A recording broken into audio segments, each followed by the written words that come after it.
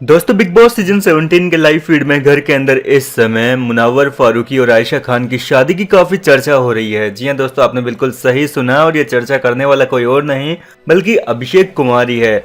दरअसल दोस्तों घर के अंदर अभिषेक कुमार, बाबू भैया, आयशा और मुनव्वर फारूकी जो है वो आपस में दम वाले मकान में बैठे हुए हैं, एक दूसरे के साथ मस्ती वस्ती कर रहे हैं, फनी बातें चल रही है। इसी बीच यहाँ पर अभिषेक ने कहा कि यार अब तुम अपने निगाह में कब बुला रहे हो, मुझे तो ये बताओ। तुम दोनों का अब ठीक चल रहा है, इतने दिन तो चलो ठीक है, ऐसे वैसे चल रहा था, मनमुटाव चल रहा था, लेकिन अब ठीक चल रहा है और लग भी रहा है कि शादी करोगे दोनों।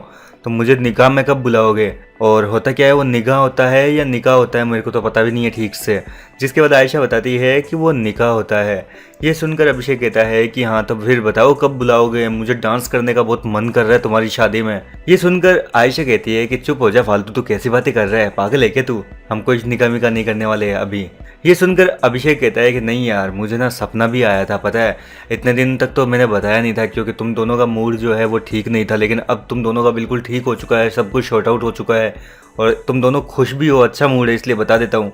मेरे को ऐसे सपना आया जैसे तुम दोनों का निकाह है और हम लोग ना दोस्त लोग ऐसे डांस वांस कर रहे हैं, ऐसे बैनर लेके खड़े हुए हैं, चिल कर रहे हैं और तुम ना ऐसे रिएक्शन कर रही हो कि वाओ ओ माय गॉड कितना प्यारा लग रहे हो, ऐसे रिएक्ट कर रही हो तुम।